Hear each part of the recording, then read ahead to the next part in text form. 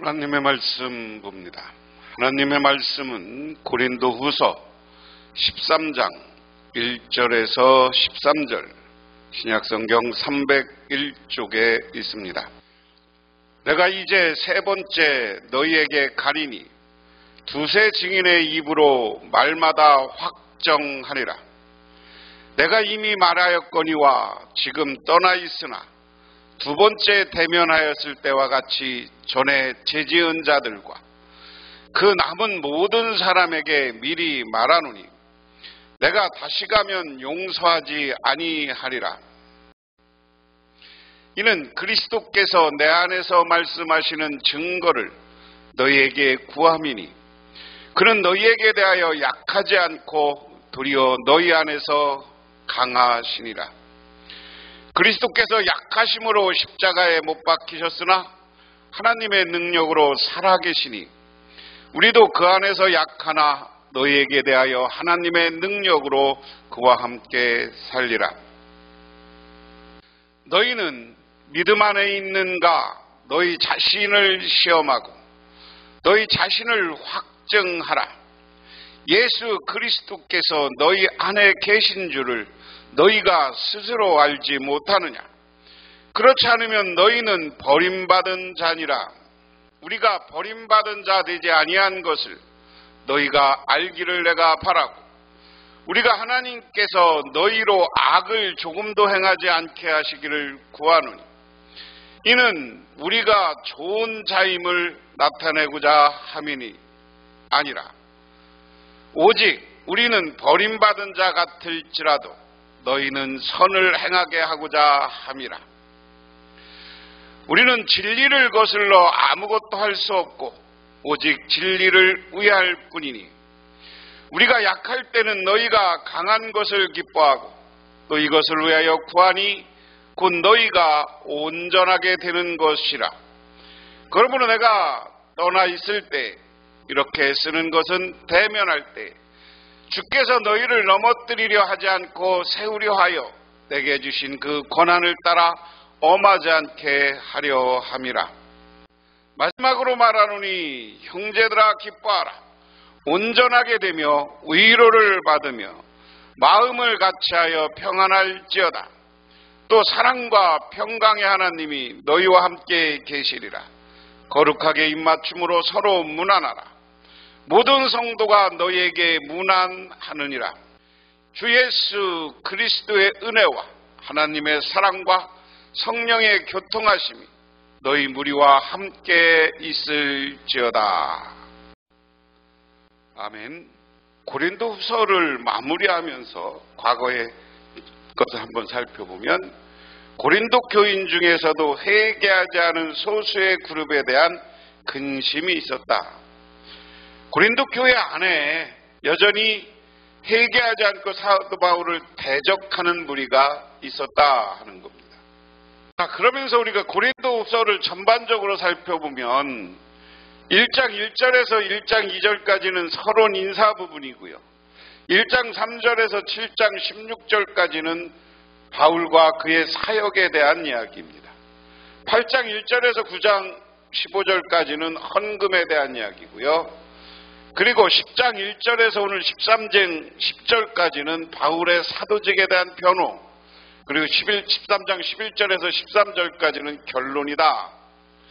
그래서 이걸 다시 한번 보면 1장부터 7장까지는 바울의 목회 철학이 남겨져 있고요. 8장과 9장은 헌금의 원리, 그리고 10장부터는 바울이 자기가 사도의 자격이 있음을 강력하게 이야기한다. 그래서 보면 1장부터 7장까지는 그리스도만 자신은 전파한다. 이게 핵심 구절을 이야기하는 거고요. 9장 7절에는 즐겨내는 자를 사랑하신다. 10장 8절에 부끄럽지 아니하다. 사도 바울은 어디 가서 부끄럽지 않다. 그러면서 어쩌는 은혜로우면서 7장 6절까지 담대하고요. 여기 헌금에 대해서는 자신감이 있고요. 방어적이면서도 강하다. 그래서 고린도후서의 전체 주제는 바울의 사도직과 메시지에 대한 변호다 그랬습니다. 바울은 오늘 12장 19절부터 고린도서 13장 10까지 바울이 다가오는 방문에 대해서 관련된 훈계다 그랬습니다. 그 교훈의 내용은 교회 지도자들의 주된 임무는 성도들을 하나님의 말씀으로 바로 세우는 일이다. 이야기는 역설적으로 이야기하면 뭡니까? 지금 사도들이 하나님 앞에 바르게 서 있지 않다. 그리고 마지막 인사는 그의 긴 편지를 마감하면서 바울은 고린도 교회 공동체가 잘 되기를 바라는 마음으로 마무리하고 있다.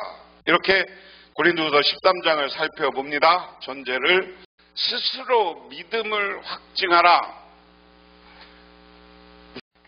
고린도 교회 교인들이 거짓 사도에 빠져 있었어요. 거짓 사도에 빠진 이유는 뭐겠습니까? 신앙의 믿음이 불분명한 거죠. 거짓 사도에 빠진 이유는 믿음이 불분명했다. 믿음이 없으니까 거짓 사들이 미혹이라는 표현을 우리 많이 쓰는데 미혹하는 것에 넘어갔습니다. 그러니까 당신들 견뎌내고 하나님 앞에 천국 가려면, 하나님의 백성이 되려면, 그리고 교회를, 공동체를 제대로 세우려면 뭡니까? 믿음이 분명해야 됩니다. 확실해야 됩니다. 예수 그리스도에 대한 믿음이 확실하고 사도 바울의 가르침에 대한 믿음이 분명해야 되는 겁니다. 그런 의미에서 오늘 한 절 살펴봅니다. 이제 고린도 성도들에 대한 경고다 이랬습니다. 1절에서 2절. 여러분은 자 이제 내가 이제 세 번째 너희에게 가리니 두세 증인의 입으로 말마다 확정하리라. 내가 이미 말하였거니와 지금 떠나 있으나 두 번째 대면하실 때와 같이 전에 지혜 지은 자들과 그 남은 모든 사람에게 미리 말하노니 내가 다시 가면 용서하지 아니하리라.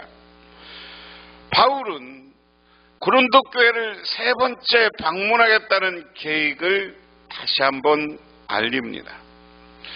첫 번째 방문은 고린도 교회를 세우기 위함이었습니다. 두 번째 방문은 고린도 전서를 보낸 이후 방문이었는데 고통스러운 만남이었다고 이야기합니다. 이제 세 번째 방문 때는 바울은 고린도 성도들 가운데 죄지은 자를 용서하지 않고 징계할 것을 경고합니다. 두세 증인 입으로 말마다 확정하리라. 이야기는 신명기 19장 15절의 말씀대로 두세 증인의 증언에 의거해 시행할 것이라고 단언합니다. 교회에 실이라는 문제예요. 어떤 공동체가 세워지려면 어떤 공동체는 목적에 의해서 그 목적을 이루려고 해야 됩니다. 그럼 교회는 뭡니까? 교회의 목적은 뭐예요? 예수님을 그리스도로 믿고 예수 그리스도를 증언하려는 모임, 이게 교회예요. 그런데 이 그리스도를 믿는 과정에 거짓 사도들이 나와서 거짓 사도들이 사적 이익을 취해 그리고 윤리적 타락, 이것을 위해서 거짓 사도와 사적 이익과 윤리적 타락을 하고 있어요. 그럼 이 교회에서 이 문제를 어떻게 할 것이냐? 실이라는 과정을 통해서 회개하고 돌아오면 용서하는 거예요. 교회의 모든 치리는 사랑에 의해서 회개를 권면하고 회개를 하고 돌아오면 용서합니다. 그런데 회개하지 않고 여전히 사적 이익과 윤리적으로 타락하고 있는 사람들에게는 치리라는 절차는 두세 명의 증인이 있어도 이 사람들을 치리해서 물리쳐야 된다. 사도 바울은 그렇게 하겠다 하는 겁니다. 그리스도의 약하심과 능력이라는 제목인데요. 3절 4절에 보면 이는 그리스도께서 내 안에 말씀하시는 증거를 너희가 구하면 그는 너희에게 대하여 약하지 않고 도리어 너희 안에 강하시니라. 그리스도께서 약하심으로 십자가에 못 박히셨으나 하나님의 능력으로 살아계시니 우리도 그 안에서 약하나 너희에게 대하여 하나님 능력으로 그와 함께 살리라. 바울의 사도권을 의심하는 대적들과 성도들은 그리스도께서 바울 안에서 말씀하시지 않는다고 주장합니다. 하지만 바울은 그 안에 살아계신 그리스도의 영적, 도덕적 권능을 가지고 고린도 교회를 방문할 것입니다. 그리스도의 십자가는 그분의 약하심을 보여주고 그리스도의 부활은 하나님의 능력을 나타냅니다. 마찬가지로 바울은 자신이 고난과 핍박 가운데에서 약한 것처럼 보여도 하나님과 그리스도의 권세와 능력으로 사도의 직분을 감당하고 있음을 힘주어 설명합니다. 그리고 고린도 교회에 가서 이 권세와 능력으로 잘못된 성도들을 바로 잡겠다는 의지를 밝힌다 하는 겁니다. 계속해서 거짓 사도들은 자기의 사적 이익을 위해서는 사도 바울을 공격해야 돼. 그러면서 사도 바울이 나는 예수 그리스도의 이름으로 무슨 말을 하고 그들에게 계시받았다. 그런 거 아니야. 그렇게. 그러면서 사도 바울을 비난해요. 그런데 사도 바울은 내 안에, 내 심령 안에 예수 그리스도께서 계셔. 그분이 계셔서 나를 움직이는 거고 그분이 성령이 오셔서 나를 이끌어 가시는 거야 하는 고백입니다. 그래서 하나님의 능력이 내 안에 있다는 거예요. 우리 믿는 사람들은 사도 바울과 같은 이런 믿음이 분명하시기 바랍니다. 우리가 살아가면서 예수 그리스도의 십자가의 길처럼 고난과 어려움이 있지만 예수님은 십자가의 길을 가셨지만 부활의 그건 고난이에요. 약해 보이는 모습이에요. 죽음의 길을 가셨어요. 하지만 그 예수님은 부활을 통해서 승리하시고 영원한 능력과 하늘의 능력이 예수님에게 있어요. 그런데 사도 바울도 예수님이 그렇게 부활을 통해서 승리의 능력을 보여준 것처럼 내가 가지고 있는 힘, 내가 가지고 있는 능력, 이것도 전에는 내가 다니면서 고난받고 매맞고 힘들지만 하나님이 나에게 능력을 주셔서 내가 하나님의 일을 할 때는 그 속에 하나님의 능력이 나타난다 하는 이야기입니다. 그러면서 오늘 4절 5절에 너희 믿음 안에서 있는가 너희가 자신을 시험하고 너희 자신을 확증하라. 예수 그리스도께서 너희 안에 계신 줄을 너희 스스로 알지 못하느냐. 그렇지 않으면 너희는 버림받은 자니라. 세 번역. 여러분 자기의 믿음 안에 있는지 스스로 시험해 보시고 스스로 검증해 보십시오. 여러분은 예수 그리스도께서 여러분 안에 계시다는 것을 알지 못합니까? 모르다면 여러분은 실격자입니다. 바울은 자신의 사도권을 검증하려는 고린도 성도들에게 오히려 스스로 검증하라고 요구합니다. 너희는 믿음 안에 있는가? 너희 자신을 시험하고 페라이체테 너희 자신을 확증하라. 도키마 체테. 이러한 검증은 도덕적 기준으로 이루어지는 것이 아니라 영적이고 종교적인 기준, 곧 그리스도께서 자신 안에 거하시는지 그리고 나는 그리스도께서 순종하며 살아가고 있는지를 확인하는 것이다. 이처럼 바울의 명령은 고린도 성도들에게 바울에게서 처음 받은 복음의 기준으로 돌아갈 것을 권면합니다. 야, 니들 자꾸만 흔들렸어. 니들 거짓 사도들에게 흔들리는 이유는 너희 믿음이 분명하지 않아. 그러니까 한번 니들 믿음 검증해봐. 자신을 시험해봐. 그리고 검증해봐. 예수 그리스도께서 내 안에 있다는 것을 깨닫지 못하고 세상 것을 쫓아갔다면 세번역은 실격자이고 개역개정에서는 버림받은 자가 된다. 오늘 이 말씀을 듣고 있는 우리도 마찬가지야. 내가 믿음이 분명한가? 내가 예수 그리스도만은 중심에 모시고 그분을만을 위해서 그분을 순종하면서 살아가는가? 겉으로는 교인이고 겉으로는 성도라고 하면서 속으로는 내 교회를 통해서 사적이 내 권력, 내 감투 이런 거 채우려고 다니는가? 하나님 예수 그리스도를 내 안에 분명히 두지 않으면 우리는 별 볼 일 없는 신앙인이 되는 거예요. 버림받는 신앙인이 되는 거예요. 그러므로 예수 그리스도 안에 믿음을 확증하시기를 바랍니다. 우리가 버림받은 자 되지 아니한 것은 너희가 알기를 내가 바라고, 우리가 하나님께서 너희로 악을 조금도 행하지 않게 하시기를 구하노니 이는 우리가 옳은 자임을 나타내고자 함이 아니라 오직 우리는 버림받은 자 같을지라도 너희는 선을 행하게 하고자 함이라. 새 번역으로 보면 그러나 나는 우리가 실격자가 아니라는 것을 여러분에게 알게 되기를 바랍니다. 우리는 여러분이 악을 저지르지 않게 되기를 하나님께 기도합니다. 우리는 우리가 합격자임을 드러내는 것이 아니라 우리는 실격자인 것처럼 보일지라도 여러분만은 옳은 일을 하게 하려고 하는 것입니다. 바울은 자신과 동역자들이 고린도 성도들의 검증에서 버림받은 자들, 곧 확증에서 떨어진 자들로 나타나지 않기를 소원한다.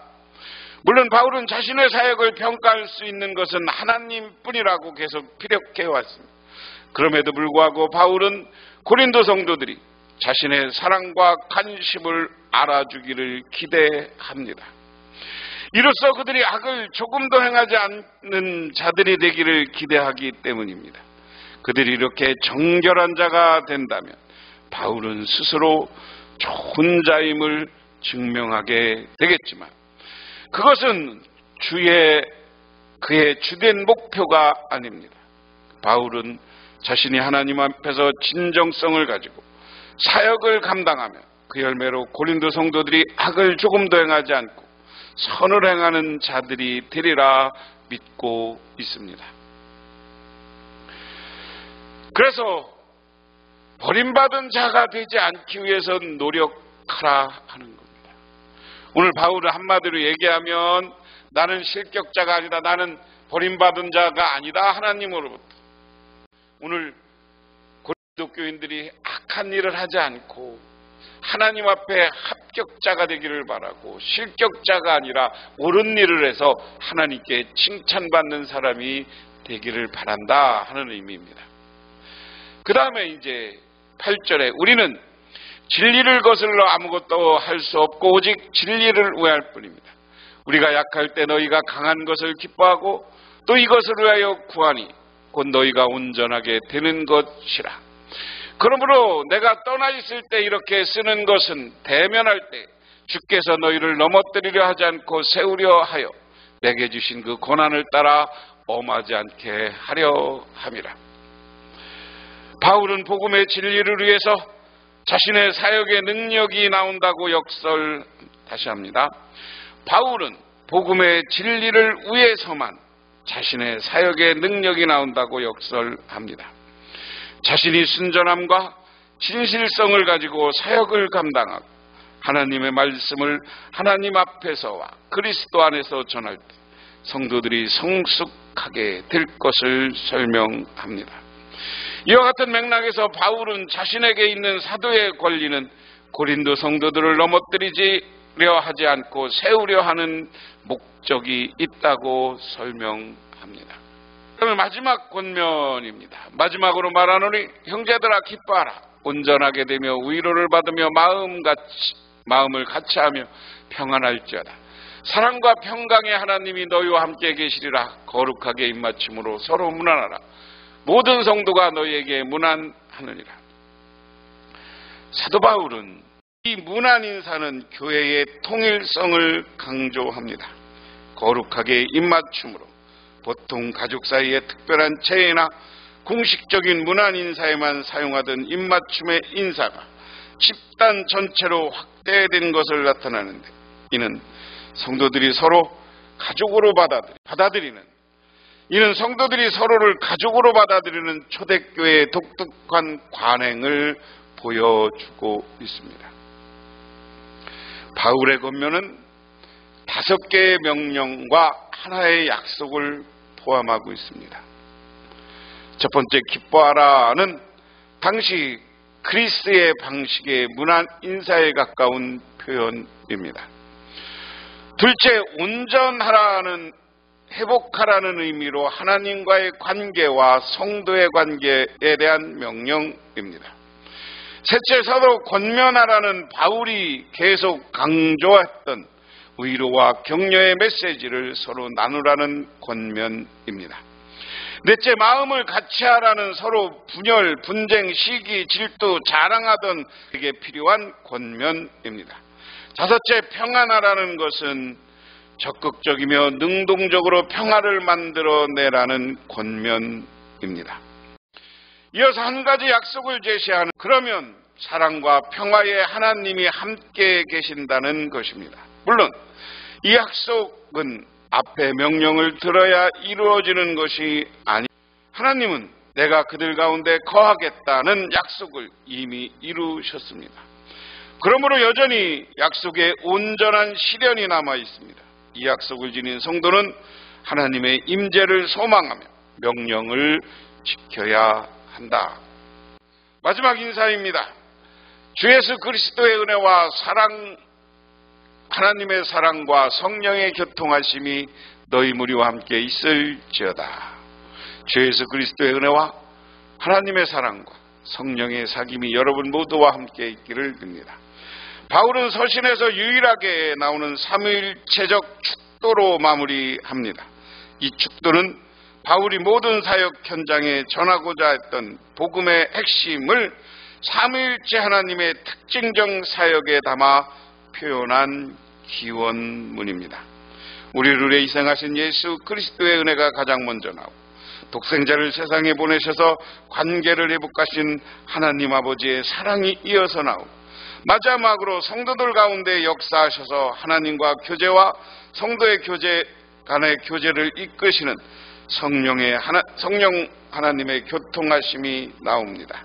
삼위 하나님의 사역은 서로 구별되지만 통일된 모습을 지니고 있다. 결론적으로 말씀드립니다.